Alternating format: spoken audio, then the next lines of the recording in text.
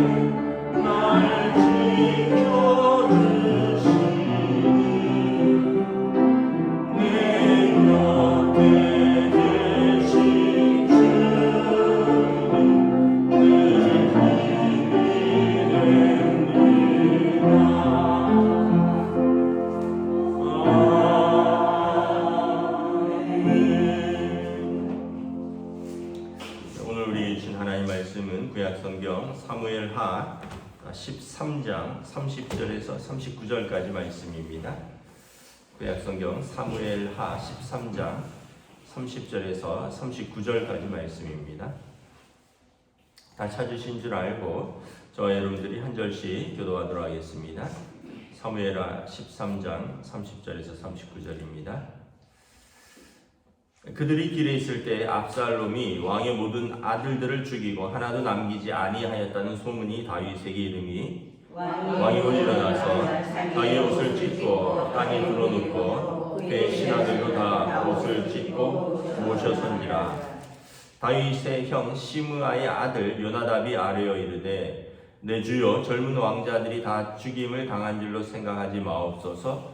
오직 암논만 죽었으리다. 그가 압살롬의 누이 다말을 욕되게 한 날부터 압살롬이 결심한 것입니다. 그러하니 내 주 왕이여 왕자들이 다 죽은 줄로 생각하여 상심하지 마옵소서. 오직 암논만 죽었으리라 하니라. 이에 압살롬은 도망하니라. 파수하는 청년이 눈을 들어보니 보아라 뒷산 언덕길로 여러 사람이 오는도다. 요나답이 왕께 아뢰되 보소서 왕자들이 오나이다. 당신의 종이 말한 대로 되었나이다 하고 말을 마치자 왕자들이 이르러 소리를 높여 통곡하니 왕과 그의 모든 신하들도 심히 통곡하니라. 압살롬은 도망하여 그슬왕 암미올의 아들 달메에게로 갔고 다윗은 날마다 그의 아들로 말미암아 슬퍼하니라. 압살롬이 도망하여 그슬로 가서 거기에 산지 3년이라. 다윗 왕이 마음이 압살롬을 향하여 간절하니 암논은 이미 죽었으므로 왕이 위로를 받았습니다. 아멘. 할렐루야. 예, 오늘 또 새날이 시작되었습니다. 우리 주님 주시는 은혜와 평강이 가득하시기를 축복합니다. 계속해서 이제 이 왕자들의 비극적인 이야기가 계속 나오고 있습니다. 시작은 이복 오빠 암논이 여동생 이복 여동생 다말을 연모하여서 그녀를 욕보이게 되고 이로 말미암아 이제 친오빠 압살롬이 원한을 품고 이제 계획을 세웠다가 무려 2년 동안이나 사람들이 이제 잊어버릴 때까지 기다렸다가 자기 양털 깎는 날에 왕자들을 초청해서 자기 성읍에 들어온 암논을 죽인 사건이죠. 근데 이제 그때 양털 깎을 때 왕자들이 다 같이 갔었고 그래서 이제 전령 뭐 지금처럼 뭐 정확하게 어떤 소식보다는 어떤 소문이 이미 다윗에게 들리기를 30절에 보면 압살롬이 왕의 모든 아들들을 죽이고 하나도 남기지 아니하였다라는 소문이 다윗에게 들렸습니다. 잘못된 소문이죠. 암논만 죽었고 다른 왕자들은 노새를 타고 도망하였다 그랬죠. 31절에 보면 뭐 왕은 아버지는 이제 옷을 찢고 그냥 알아 누워버린 거죠. 이게 부모가 자녀가 죽었다는 이야기에 온전한 정신으로 살 수 있는 부모가 어디 있겠습니까? 더더군다나 한 명도 아니고 모조리 죽었다 하니 왕이라도 그냥 체면불구하고 왕의 옷을 찢고 땅에 둘러놓고 신하들이 왕을 이제 모시고 있는데 32절에 보면 이 간교한 조카죠. 다윗의 형 시므아의 아들 요나답이 젊은 왕자들은 다 죽지 않았습니다. 암논만 죽은 것으로 압니다. 그가 압살롬의 누이 다말을 욕되게 한 날부터 압살롬이 암논을 죽이려고 결심한 것으로 알고 있습니다. 사실 이 요나답이 나쁜 녀석이죠. 왜냐하면 암논이 다말 때문에 연모해서 상사병이 났을 때 이 요나답이 아니 뭐 왕자가 뭘 그렇게 그런 걸로 알아 누우십니까 하면서 자기가 이래 해서 아픈 척하고 있다가 왜 밥을 안 먹고 아프냐 이러면 다말 와서 내 요리해주면 먹고 힘내서 나을 수 있습니다 이렇게 한 다음에 다말이 자기 성읍에 들어오면 강제로 이렇게 취하라고 알려준 사람이 이 요나답이거든요. 그러니까 조카이지만 또 신하인데 아주 간교한 사람이죠. 근데 이 사람은 이제 아마 또 이번에는 압살롬 쪽에 줄을 냈던 것 같아요. 왜냐하면 압살롬의 계획을 알고 있는 거죠. 암논이 살아있을 때는 암논에게 줄을 댔다가 암논이 이제 죽을 것 같고 압살롬 쪽에 선 거죠. 그러니까 사실은 이런 사람을 제일 이제 조심해야 되는 거죠. 그러면서 33절에 왕이여 왕자들이 다 죽은 줄로 생각하여 상심하지 마옵소서 오직 암논만 죽었으리이다. 아니 그때 다 잘못된 소식을 알고 있는데 이 사람만 정확하게 소문을 알고 있는 걸 봐서 압살롬과 내통하였다는 걸 알 수 있죠. 그리고 34절에 보면 이제 압살롬은 형을 죽였으니까 아버지의 노여움을 피해서 이제 어머니의 쉽게 얘기하면 이제 고향 쪽으로 어머니의 친가 쪽으로 도망을 갑니다. 그리고 35절 36절에 보면 왕자들이 이제 노새를 타고 도망온 왕자들의 모습을 보고하고 36절에 왕자들이 이르러서는 소리 높여 통곡합니다. 그날에 있었던 그 참사에 대해서 이야기하고 우니 왕도 울고 신하들도 울고 왕자들도 울고 그냥 온 나라가 그런 일로 이제 슬픔에 빠진 것이죠. 그리고 37절에 보면 압살롬은 도망하여 그술람 암미올의 아들 달메에게로 갔고, 그러니까 아마 압살롬의 어머니는 이웃나라 구슬 왕의 공주였던 것이죠. 그래서 그리로 도망가서 거기서 무려 3년을 귀향이면 귀향이고 도망가면 도망간 것입니다. 38절 39절에 보면 처음에는 암논을 잃은 슬픔 때문에 다윗이 옷을 찢고 알아 누웠는데 이제 세월이 좀 지나면서 39절에 보면 이미 죽은 암논은 어느 정도 이제 잊어버렸는데 이제 압살롬을 또 보고 싶은 거죠. 압살롬 때문에 마음에 간절함이 생겼다. 압살롬이 이제 나중에 보면 알겠지만 굉장히 잘생기고 또 탁월한 어떤 사람이었습니다. 어떤 장수와 같이 탁월한, 그러니까 쉽게 얘기하면 마음에 좀 그런 담대함도 있고요. 나중에는 아버지를 향해서 쿠데타를 일으키죠. 왕자의 난을. 그러니까 압살롬에게 용모도 탁월했고요. 나중에 보면 압살롬이 전쟁 중에 이제 다윗의 장군 요압에게 쫓기다가 도망가다가 어디에 걸리냐면 머리카락이 나뭇가지에 걸려서 말에서 떨어집니다. 그리고 머리카락 때문에 걸려 있어요. 여러분 남자 머리카락이 얼마나 많길래 나무에 걸려서 사람이 대롱대롱 매달릴 정도가 되겠습니까? 그 표현은 뭐냐면 굉장히 인물이 좋다라는 것입니다. 여러분 제 머리카락이 나무에 걸려서 제가 대롱대롱 하겠습니까? 아마 머리숱이 많은 여자분들이 만약에 막 말을 타고 지나가다가 수풀에서 머리카락이 걸릴 수는 있겠죠. 그만큼 압살롬은 사울도 그렇고 또 다윗의 큰 형 엘리압도 그렇고 압살롬도 그렇고 이 외모가 아주 탁월한 사람들이었고, 그러다 보니까 사람들의 이목을 끌고 또 거기에 담대함도 있고 또 여러 가지 결단력도 있었던 것 같아요. 그래서 나중에 압살롬이 왕이 되고자 왕자의 난을 일으키죠. 그래서 다윗 왕이 처음엔 암논을 잃은 것 때문에 슬퍼하다가 이제 압살롬을 가서 안 오니까 이제 또 슬퍼하고 결국은 두 아들을 다 잃었습니다. 다말의 사건으로 인해서 암논도 잃고 압살롬도 잃고, 암논은 죽었고요. 압살롬은 마음으로 어떻게 보면 잃었습니다. 나중에 압살롬이 아버지를 죽이고 반란을 죽이려고 반란을 일으키니까 압살롬도 잃은 것이고, 나중에 압살롬도 자기 신하에 의해서 죽임을 당하니까 결국은 압살롬도 죽임을 당하고, 우리가 이제 결과적으로 어떤 것인가, 다윗이 올바로 대처를 하지 못한 것이죠. 다윗이 분명하게 어제도 말씀드렸지만 암논에 대해서 공개적으로 어떤 처벌을 했다면 그러면 압살롬도 이렇게까지 죽일 생각은 하지 않았을 것입니다. 마음에 원하는 품었을지라도 왕이고 아버지가 공개적으로 이렇게 분명한 조치를 취했다면 했을 텐데 다윗이 매우 분노하니라 했지만 그냥 넘어갔거든요. 여러분 이제 제가 그 석사 과정에서 목회 상담을 공부를 했는데 뭐 제가 좋은 아버지가 아닌데 이론은 알고 있습니다. 여러분 부모에게 세 가지 유형의 부모가 있습니다.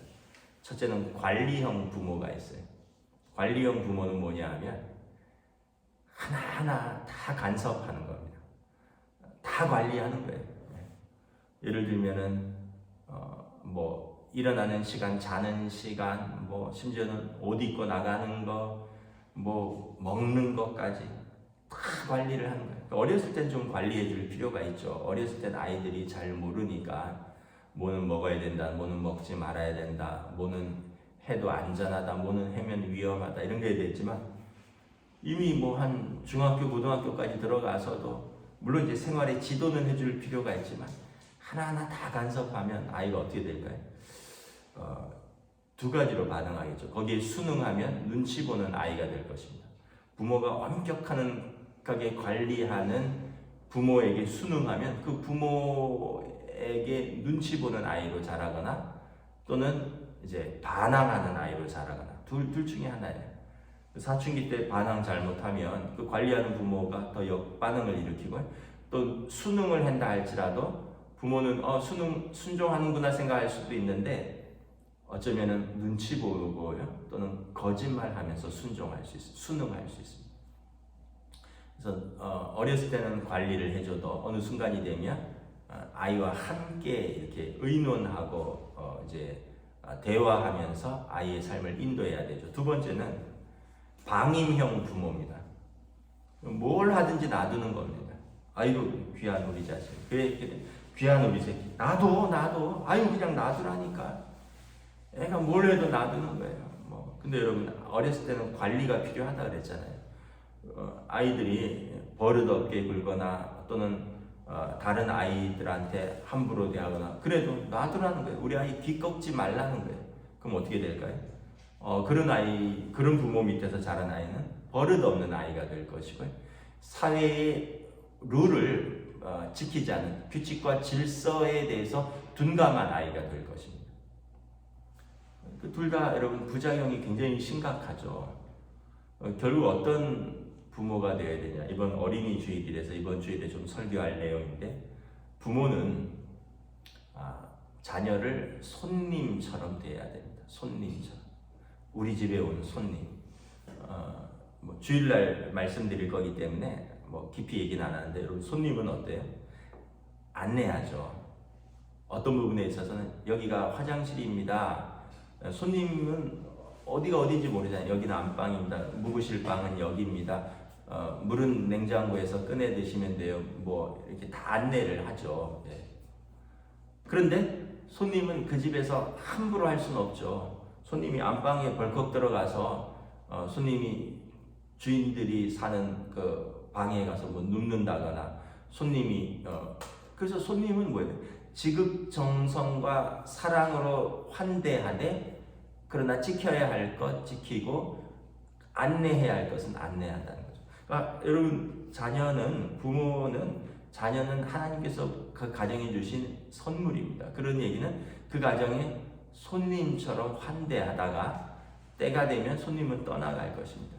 그런데 손님이란 얘기는 잘 환대하되 그 가정에서 지켜야 할 것은 지키도록 한다는 거죠. 손님이 여러분 제가 누구 집에 놀러 갔습니다. 아유 목사님 우리 집에 신방 왔는데 아유 귀한 손님이니까 제가 화장실 좀 쓸게요. 목사님 화장실 저기 있어요. 손 좀 씻을게요. 손 저기서 씻으세요. 신발은 어디다 벗어놓을까요? 저기다 놓으세요. 하지만 제가 미안합니다. 제가 좀 피곤해서 안방에 가서 식사 준비하는 동안 눈 좀 붙일게 하고 안방 가서 남의 침대에 벌러덩 눕지는 않잖아요. 여기 집에 좋은 물건 있네. 제가 하나 가져갈게요. 이렇게 하지는 않잖아요. 왜냐하면 손님은 또 지켜야 할 것은 지켜야 합니다. 그러니까 여러분 어떤 면에서 보면 관리와 방임의 그 조합형인데 관리와 방임이라기보다는 손님처럼 환대하되 그러나 잘 안내를 하는 게 이게 이제 이제 좋은 부모다. 제가 이제 그렇게 배웠습니다. 저도 잘 못해요. 저도 사실 저희 부모님은 좀 엄격한 관리형 부모였고요. 또 주변에서 보면 성도들 가정에서 보면 방임형 부모도 있는 것으로 보입니다. 애들이 뭘 하든 그냥 버릇없이 해도 그냥 가만 놔두는 부모들도 있고요.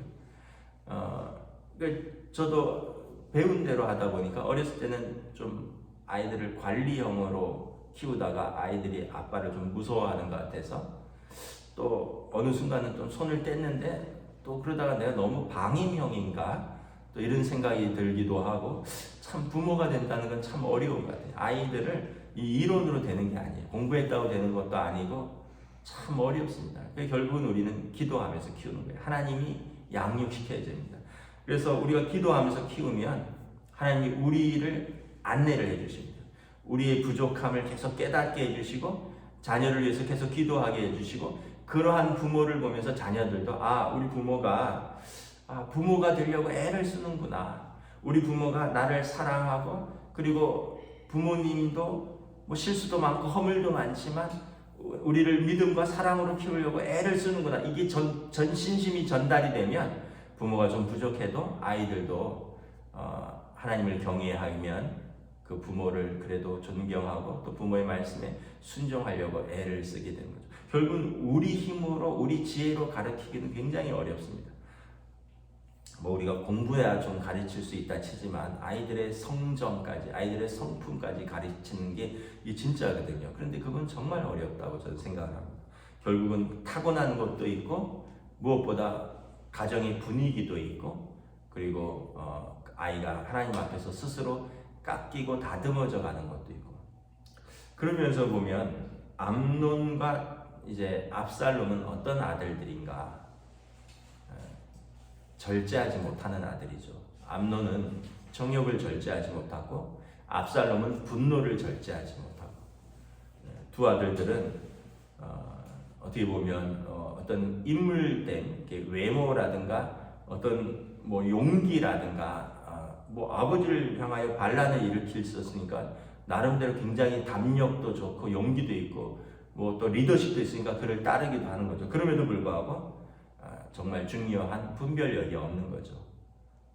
부모와 자식이 지켜야 할 것들, 왕과 신하가 지켜야 할 것들, 형제 간에 오빠와 동생이 지켜야 할 것들, 형제가 형제 간에 지켜야 할 것들, 그런 것을 분별력을 모르니까 오빠가 동생을 욕보이고 동생이 형을 죽이고 아들이 아버지를 향해서 반란을 일으키고 이 아들들은 분별력이 없는 아들들이라는 거죠. 우리가 참 자녀를 위해서는 할 수 있는 게 별로 없어요. 끊임없이 기도하고요. 끊임없이 인내하면서 끊임없이 사랑으로 그들을 아까도 말씀드린 환대하는 겁니다. 어렸을 때는 잘 안내하고요. 커서는 그들이 하나님 앞에서 잘 설 수 있도록 기도하면서 기다려주는 거죠.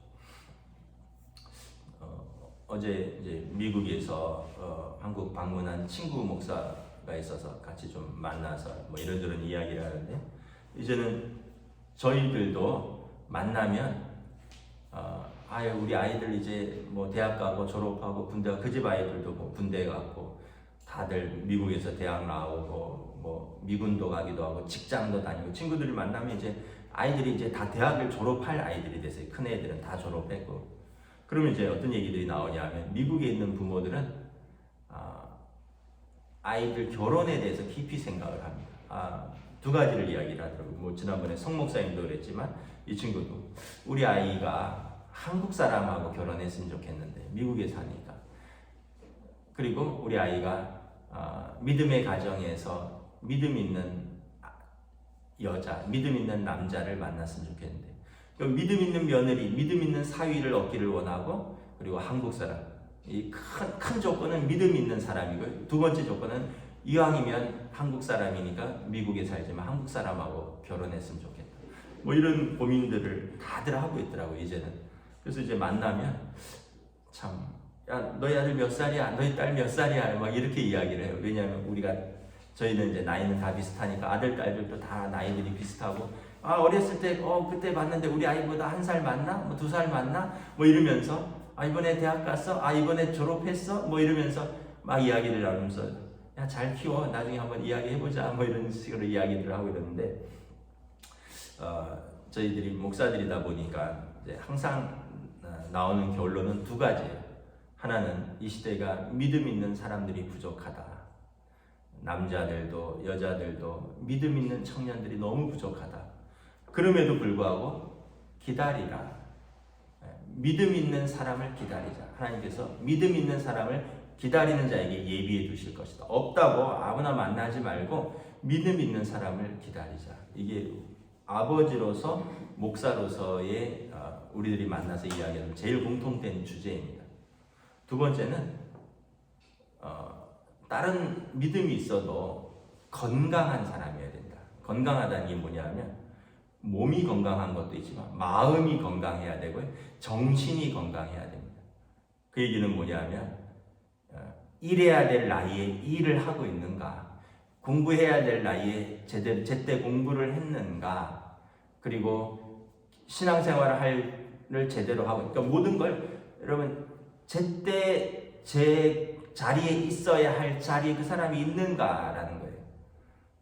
그러니까 여러분 건강한 사람이 요즘 또 많지 않아요. 어떤 사람들을 보면 생활이 무너진 사람도 있고요. 어떤 사람들은 마음이 아픈 사람도 있고요. 또 어떤 사람들 보면은 이 다윗의 아들들처럼 뭐 외적인 것은 다 번듯한데 성품들이 무너진 사람들도 있고요. 이게 참 어렵습니다. 뭐 다 여러분 사람들을 깊이 알아가면 건강하다는 거는 참 쉽지 않다는 걸 알게 돼요. 그런데 그게 기본이 돼야지 가정을 꾸려나갈 수 있습니다. 말씀드렸지만 공부 어디까지 했느냐, 건강하지 않은 사람이 있어요. 똑똑한데 건강하지 않은 사람들이 되게 많습니다. 뭐 집안에 재산이 얼마나 있느냐, 건강하지 않으면 재산 아무리 많이 물려줘도 까먹는 거 순식간입니다. 자기가 건강하지 않으니까. 근데 건강하면, 몸과 마음과 정신과 신앙이 건강하면 두 사람이 무일푼으로 시작해도 두 사람이 힘을 합쳐서 하나하나 이렇게 밑바닥부터 이뤄나갈 수 있어요. 어제도 이제 저희가 뭐 그런저런 이야기를 하면서 이렇게 아이들 이야기도 하고, 이제는 뭐 만나면 부모로서 아이들의 배우자감에 대해서도 뭐 이런저런 이야기를 하는데 뭐 그렇게 제가 이제 결론을 내렸습니다. 뭐 다 시집장가 우리 권사님들은 보내셨을 텐데, 근데 또 뭐 앞으로도 마찬가지고요. 또 주변에서 그러한 기회들이 있거나 또 여러분들이 이제 손자 손녀들도 이제 또 자라날 거잖아요. 그러면 여러분들 잘 참고하십시오. 그냥 급하다고 아무나 만나는 게 아니라 우리가 믿음 있는 사람을 기다리십시오. 하나님께서 기다리는 사람에게 합당한 사람을 예비해 두십니다. 여러분 급해서 아무나 만나서 아무나고는 사는 것, 어제 이제 토라 성경 공부 주제인데, 여러분 첫눈에 반했다 이걸로 사는 게 아니에요. 결혼은 첫눈에 반하는 걸로 사는 게 아니라 결혼은 언약이고 의지입니다. 그러려면 그 사람이 믿음 안에서 건강해야 됩니다. 그런 자녀들로 우리 자녀들을 양육할 수 있도록 기도하고 준비시키면, 그리고 우리가 기도하면 하나님께서 또 그런 배우자들을 허락하여 주실 줄 믿습니다. 여러분 무엇보다 저와 여러분들이 가정의 달인데 좋은 부모가 되기 위해서 끊임없이 기도하며 노력하며 배워갈 수 있기를 축복합니다. 좋은 할아버지 할머니가 되시기를 끊임없이 노력하며 기도하며 배워가시기를 축복합니다. 그리고 여러분 우리가 생각을 바꾸십시오. 세상적인 가치관 이런 것이 아니라 하나님 앞에서 아브라함이 이삭을 위하여 리브가를 데려올 때 얼마나 기도하면서 믿음의 사람을 택하려고 노력했듯이 우리도 그러한 우리의 자녀들을 위해서 기도하면서 준비하면 하나님께서 또 합당한 사람들을 준비시켜 주실 줄 믿습니다. 기도하겠습니다. 하나님의 은혜를 감사합니다. 오늘 또 다윗 가정의 계속되는 비극을 보면서 참 무엇보다 그 부모의 마음, 다윗의 마음, 암논의 어머니의 마음, 압살롬의 어머니의 마음, 다말의 어머니의 마음은 어쩌했을까? 결국은 그 아들들의 무절제함, 정욕과 또는 분노와 이런 것에 절제하지 못함이 여동생을 또 욕보이고 형제를 죽이고 그리고 자기의 삶도 망가뜨리고 결국 자기의 생명도 잃어버리고 결국은 압살롬은 살기 위해서 아버지를 향해서 반역을 할 수밖에 없었고 그 압살롬을 다윗의 신하들이 죽여야 됐던 것처럼 결과적으로 모두가 죽고 모두가 욕보이고 모두가 슬퍼하고 모두가 눈물 흘리는 이러한 상황들 속에서 참으로 우리의 가정을 믿음으로 지켜간다는 것, 우리의 자녀들을 믿음과 사랑으로 양육한다는 것은 정말 너무나도 어려운 일이라는 것을 깨닫습니다. 다윗도 여기 일정 부분 실패했고 심지어 사무엘도 그의 아들들로 말미암아 또 어려움을 당했고 우리의 삶에서 참 우리의 삶을 제대로 지켜가고 유지해가는 것도 어렵고 우리가 올바른 부모로서 가정을 세워나가는 것도 어렵고 또 우리 자녀들을 하나님 앞에서 온전히 양육하는 것도 정말 어려운 일이라는 것을 고백하지 아니할 수 없습니다. 그러므로 우리는 하나님 앞에 기도합니다. 하나님께서 친히 우리 가정의 가장이 되어주셔서 우리들을 이끌어 주시고 하나님께서 우리 부모들의 기도와 우리 부모들의 믿음을 보시고 또 우리 자녀들을 세워주시고 친히 인도하여 주시옵소서.